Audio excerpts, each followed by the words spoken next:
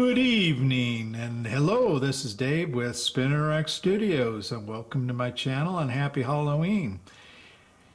And I believe this is my third Halloween episode, and I want to start this one off a little bit different. For longtime viewers, you probably know that my wife and I are collectors of holiday decorations, and Halloween is no exception to that. We have a pretty formidable Halloween collection, and now and then we deck out the house for Halloween. And so I want to show you, start off here with a video of some past decorations in the house, and I'll set it to music, and maybe about, I don't know, 3-4 minutes of video here, and I think you'll enjoy it. But if you're not interested, just fast forward and we'll get to the comic books. But anyway, without further ado, here is some video of our collection and our house decorated for Halloween in the past.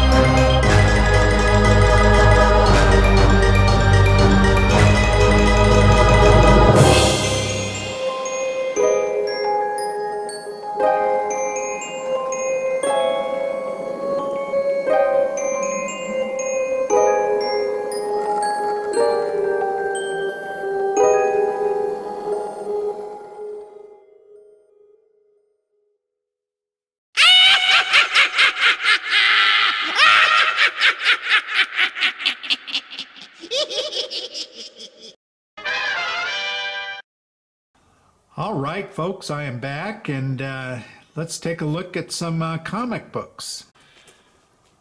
Now, as you guys probably saw in the video, our idea and the way we decorate for Halloween is not one of blood and gore. You know, we don't do the haunted house with things jumping out at you and all. In fact, when we decorate for Halloween, we typically throw a kids party where we have children from the neighborhood and children that we know from friends and family come over. We have a pizza party, and kids get a kind of trick or treat throughout the house. We put out a bunch of balls. So we try to keep our displays and Halloween stuff more on the fun side. And I think you'll see a lot of my comic books are similar. For instance, here you have Casper the Friendly Ghost. This is issue 105 from 1967. And a great Halloween type cover, I believe, playful but fun.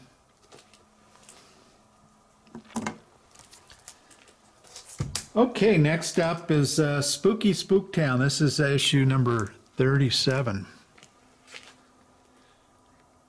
And the cover date on it was month is December, so this would have been out probably around Halloween. Second up is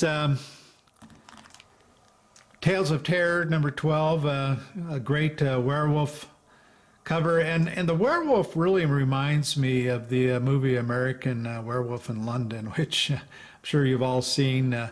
A great movie that kind of combined both humor and you know, some pretty scary scenes to boot. It was an interesting and good movie. I really enjoyed that movie.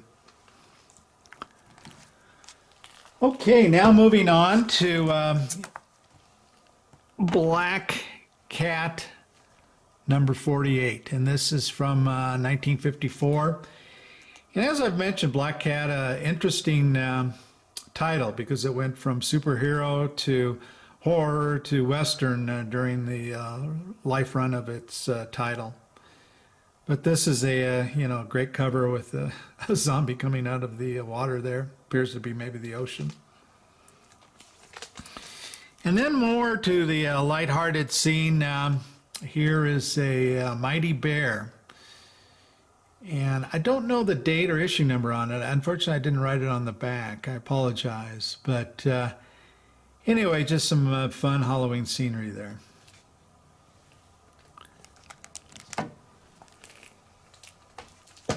Next up, we're going to move to a Steve Ditko cover here. This is this magazine is Haunted, Volume 2, number 12 from 57.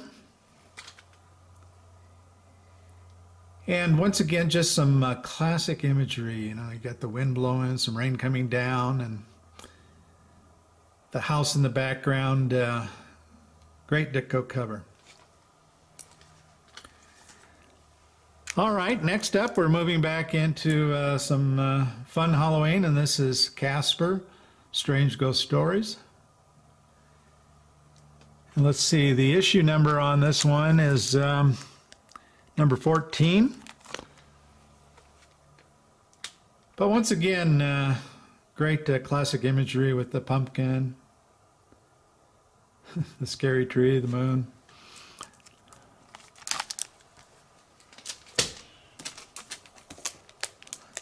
Let's see here, let me get this one off. And we're going to move to Devil Kids starring Hot Stuff. This is issue number 55 from 1972.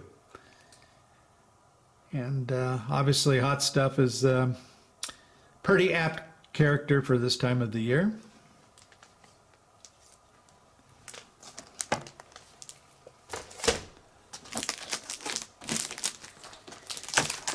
And got to show a little bit of Dracula. This is issue number 29 from 75. I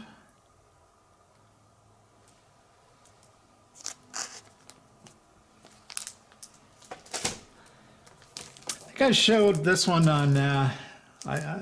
Hopefully I didn't already show it. Maybe I did. I don't recall. But Here is Master Comics number 98. And, you know, Master Comics is not a series that you would think would have much Halloween relevance, but this particular issue, as you can see, does.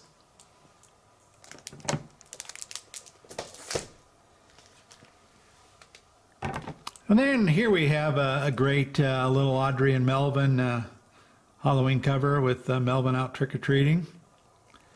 Let's see, this is issue, kind of hard to read. It's these purple backgrounds. I think it's number 48, I believe.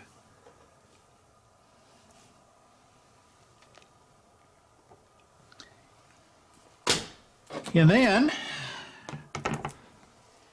here is Casper, issue 149. This is from 71. Great trick-or-treating cover.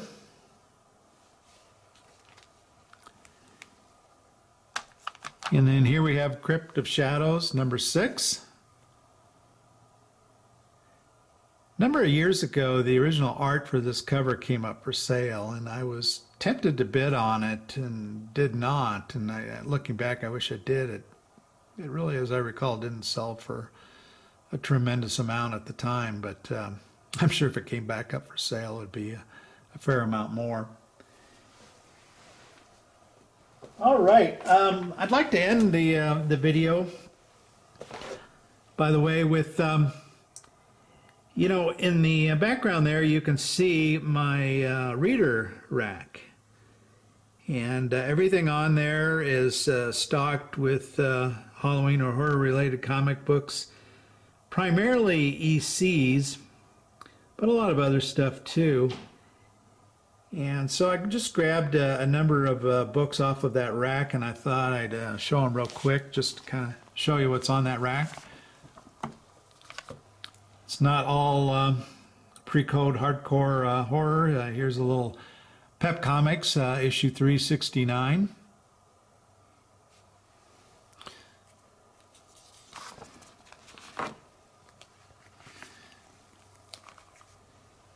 And unfortunately, of course, these are all reprints, but Vault of Horror, number 3.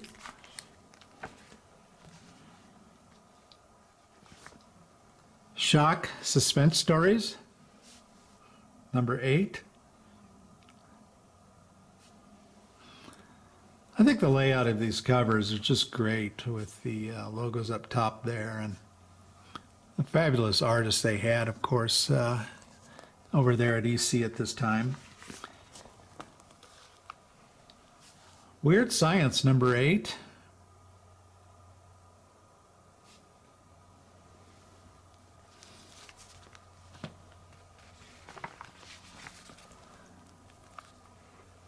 And here is Sabrina, the Teenage Witch, and you've got quite a number of witches on their brooms.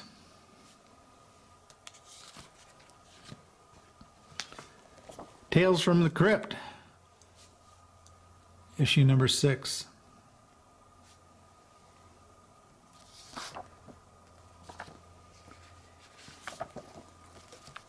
Weird Fantasy, number 3.